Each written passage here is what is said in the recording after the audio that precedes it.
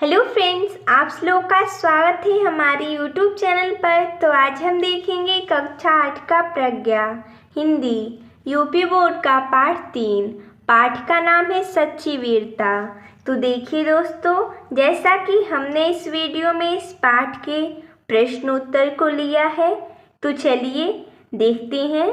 जैसा कि प्रश्न है, कुछ करने को से किसी भी साहसपूर्ण कार्य को बहादुरी से करना वीरता कहलाता है। सोचिए और लिखिए कि आपके आसपास घटने वाली वे कौन कौन सी स्थितियां हो सकती हैं जिनमें आप बहादुरी का परिचय दे सकते हैं। तो अगर आपके पास आसपास कहीं अन्य घटना घटी है जिनमें आपने बहादुरी दिखाई है, तो आप उसका परिचय दे सकते हैं। जैसा कि हमने लिखा भी है कि आप कैसे लिख सकते हैं। भयंकर आग लगने पर साथियों के साथ बाल्टियों में पानी लेकर आग बुझाने की कोशिश करेंगे।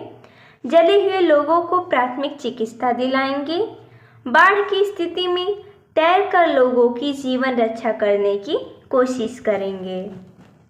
अगला है प्रश्न विचार कल्पना से। प्रश्न नंबर 1 है, वीर पुरुष की तुलना बरसने वाले बादलों से और कायर पुरुष की तुलना गरजने वाले बादलों से क्यों की गई है। इसका उत्तर हो जाएगा क्योंकि वीर पुरुष बरसने वाले बादल होते हैं, मूसलाधार वर्षा करते हैं अर्थात सभी का कल्याण करते हैं, और कायर पुरुष करते कुछ नहीं, सिर्फ भाषण देते हैं अर्थात गरजते हैं। अगला है प्रश्न दूसरा, सच्चा वीर बनने के लिए आप अपने भीतर किन गुणों को विकसित करेंगे।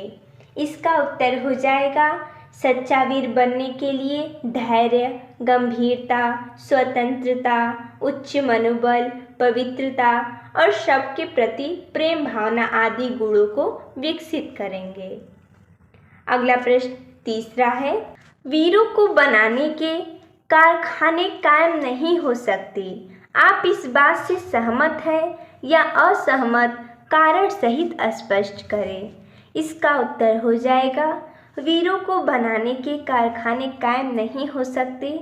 मैं इस बात से पूर्ण सहमत हूँ, क्योंकि वीरता एक स्वाभाविक गुण है। यह मनुष्य में अपने आप आती है। किसी को प्रशिक्षण देकर वीर नहीं बनाया जा सकता या कारखानों में नहीं बनाया जा सकता। वीरता के गुण किसी में भरे नहीं जा सकते, वे उनमें मौजूद होते हैं। अगला है प्रश्न पाठ से। प्रश्न नंबर 1 है, किसने क्या कहा। कोष्टक में दिए गए नामों से चुनकर वाक्य के सामने लिखिए। तो जैसा कि हमने यहाँ पर लिखा है, अनलहक मंसूर भर देंगे। मैं तुमको अभी जान से मार डालूंगा, ये बादशाह ने कहा। यहाँ पर कोष्टक में दिया गया है और किसने कहा यही हमें भरना है। अटक के पार जाओ, ये किसने कहा, महाराजा रणजीत सिंह ने। अल्पस्य है ही नहीं, ये किसने कहा, नेपोलियन ने। अगला प्रश्न दूसरा है, लेखक के अनुसार दुनिया किस पर खड़ी है। विकल्प है धन और दौलत पर, ज्ञान और पांडित्य पर, हिंसा और अत्याचार पर। अगला है धर्म और अटल आध्यात्मिक नियमों पर। तो दुनिया किस पर खड़ी है, तो धर्म और अटल आध्यात्मिक नियमों पर। अगला प्रश्न तीसरा, अपने अंदर की वीरता को जगाने के लिए हमें क्या करना चाहिए। उपयुक्त कथन पर सही का चिन्ह लगाइए। तो जैसा कि यहाँ पर दिया गया, हथियारों को एकत्र करना चाहिए, वाद विवाद करना चाहिए, या सच्चाई की चट्टान पर दृढ़ता से खड़ा होना चाहिए, या झूठी बातें करना चाहिए। तो हमें जब वीरता बनना है, यानी सच्चा वीर दिखाना है, अपने अंदर वीरता को जगाना है, तो हमें क्या करना चाहिए, सच्चाई की चट्टान पर दृढ़ता से खड़ा होना चाहिए। तो इसका सही हो जाएगा विकल्प ग। इसके आगे हम सही का निशान लगा देंगे। अगला है, सच्चे वीर पुरुष में कौन कौन से गुण होते हैं। इसका उत्तर हो जाएगा, सच्चे वीर पुरुष में धैर्य, गंभीरता, स्वाभिमान, साहस आदि गुण होते हैं। उनमें उच्च मनोबल, पवित्रता और सबके प्रति प्रेम की भावना होती है। अगला है प्रश्न 5वां, बादशाह द्वारा जान से मारने की धमकी देने पर गुलाम ने क्या कहा? इसका उत्तर हो जाएगा गुलाम ने फांसी पर चढ़ जाने और बादशाह का तिरस्कार करने की बात कही। अगला है, शरीर पर जरा जोर से हाथ लगाने पर लोग डर के मारे अधमरे क्यों हो जाते हैं? इसका उत्तर हो जाएगा लोग शरीर को जीवन का केंद्र समझते हैं। इस कारण शरीर रक्षा के निमित्त लोग डर के मारे अधमरे हो जाते हैं। अगला है, लेखक ने वीरों को देवदार के वृक्षों के समान क्यों कहा है? देवदार का वृक्ष जो अपने से ही पैदा होता है, उसे कोई भी पैदा नहीं करता है। वीर पुरुष देवदार की तरह स्वयं पैदा होते हैं और अपने सहारे मजबूत बनकर दूसरों के काम आते हैं। अर्थात वीर पुरुष भी देवदार की तरह बहुत उपयोगी होते हैं। अगला है, भाषा की बात से प्रश्न नंबर 1 है, निम्नलिखित मुहावरा का अर्थ लिखते हुए इनका वाक्यों में प्रयोग कीजिए। तो जैसा कि मुहावरा है, डर से अधमरा होना, छाती ठोकर आगे बढ़ना, रास्ता साफ होना, रंग चढ़ना, दिल को बांध देना। तो हमें इनका अर्थ लिखना है और वाक्यों में प्रयोग करना है।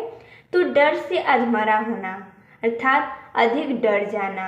वाक्य प्रयोग हो जाएगा, सांप को सामने देखकर सीमा डर के मारे अधमरी हो गई। अगला है, छाती ठोकर आगे बढ़ना यानी कि हिम्मत दिखाना। वाक्य प्रयोग हो जाएगा, आतंकवादी को भागता देखकर सुरक्षाकर्मी छाती ठोकर आगे बढ़ा। अगला है, रास्ता साफ होना यानी रुकावट न होना। वाक्य प्रयोग हो जाएगा, रास्ता साफ हो जाने पर रेलगाड़ियां लंबा चक्कर छोड़कर अपने नियत पथ पर चलने लगी। अगला है, रंग चढ़ना यानी कि असर होना। इसका वाक्यों में प्रयोग हो जाएगा, वीर पुरुष को देखकर वीरता का रंग चढ़ना स्वाभाविक है। अगला है, दिल को बांध देना यानी दिल काबू कर लेना। इसका वाक्य प्रयोग हो जाएगा, गांधी जी ने अपने सर्वधर्म समभाव से लोगों के दिलों को बांध लिया था। अगला प्रश्न है दूसरा, आज़ाद, गुलाम, बादशाह, कैदी, फौज, दरिया और कुदरत उर्दू के शब्द हैं। हिंदी में इनके समानार्थी शब्द लिखिए। तो ये सब उर्दू है, हमें इसका हिंदी समानार्थी शब्द बनाना है। तो आज़ाद का हो जाएगा स्वतंत्र, गुलाम का सेवक, बादशाह का राजा, कैदी का बंदी, फौज का सेना, नदी का दरिया, कुदरत का प्रकृति। अगला है प्रश्न तीसरा, सत्त्व शब्द में त्व प्रत्यय जुड़कर सत्य धन त्व सत्व बना गया है। नीचे लिखे शब्दों में त्व जोड़कर नए शब्द बनाइए। दिया गया महत्व, प्रभु, तत्व, वीर। हमने यहाँ पर बनाया है, महत्व हो जाएगा, यहाँ पर जोड़ देंगे जब हम त्व तो हो जाएगा महत्व। प्रभु में त्व जोड़ेंगे प्रत्यय तो हो जाएगा प्रभुत्व। तत्व में जोड़ेंगे हम त्व तो हो जाएगा तत्व। वीर में जोड़ेंगे तो वीरत्व। अगला है, विलोम या निषेध के अर्थ में कुछ शब्दों के पूर्व अ या अन जुड़ जाता है, जैसे संभव से असंभव। यहाँ पर अ जुड़ गया है शब्दों से पूर्व, तो ये क्या है, विलोम है, संभव का असंभव। और आवश्यक से अनावश्यक शब्द बनता है। अन का प्रयोग उस समय होता है जब शब्द के आरंभ में कोई स्वर हो। अन की सहायता से नीचे लिखे शब्दों का विलोम शब्द बनाइए। तो शब्द है उपस्थित, अस्थाई, साधारण, समान, उदार।